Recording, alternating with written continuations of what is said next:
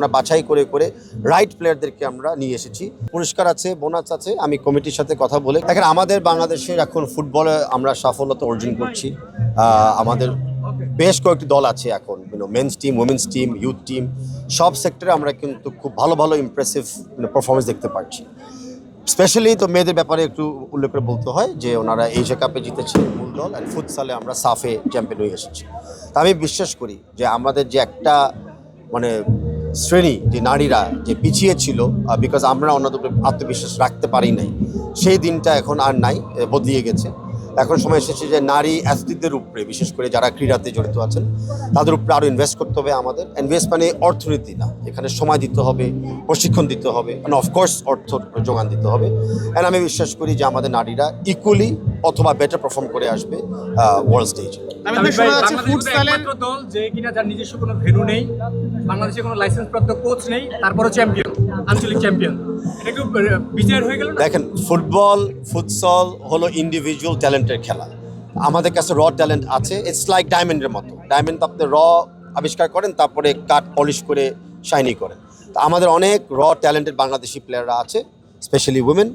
আমাদের দায়িত্ব আছে ফেডারেশন অ্যাজ সরকার ওনাদেরকে চিহ্নিত করে সহযোগিতার হাত বাড়িয়ে দিতে এবং প্রশিক্ষণ দিতে। তামিদ ভাই, শোনা যাচ্ছে ফুটসালের ছেলেদের লিগের মতো আয়োজন হবে, কর্পোরেট লিগ।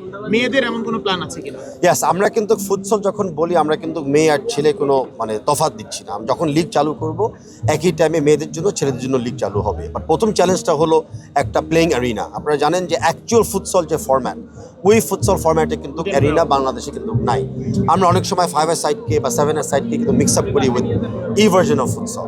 তো আমাদের এখন মেইন অবস্টেকল যেটা হলো একটা প্রপার অ্যারিনা ক্রিয়েট করা। সরকারের কাছে কি জমি জমার জন্য কিছু চেয়েছেন?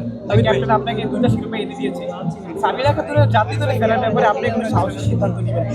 দেখেন, কে কোথায় খেলবে আমরা সবসময় নেক্সট খেলা কি বিবেচনা করে আমরা চিন্তা করি।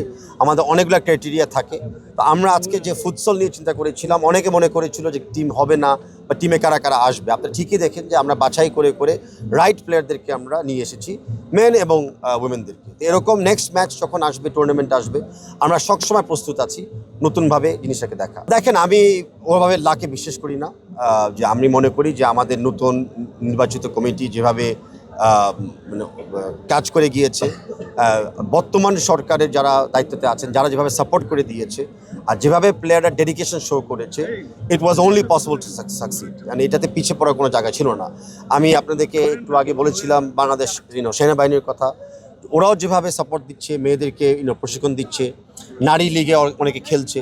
সো আমি মনে করি না এখানে লাকের ব্যাপার। আমি মনে করি এটা হার্ড ওয়ার্কের একটা রেজাল্ট। অফকোর্স পুরস্কার আছে, বোনাস আছে। আমি কমিটির সাথে কথা বলে, যেটা ফুটসল আলাদা কমিটি আছে, তাদের সাথে কথা বলে আমরা মেয়েদের বোনাসও দিব। আর একটা জিনিস জানি, আমি ডিসক্লোজ করছি না নাম্বারটা, বর্তমান ফুটসলে যে মেয়েরা খেলেছে তারা কিন্তু একটা সেপারেট কন্ট্রাক্টেড ছিল। তো তাদের কন্ট্রাক্ট স্যালারিও তারা পাবে, অ্যান্ড অফকোর্স চ্যাম্পিয়নশিপ একটা বোনাসও তারা পাবে।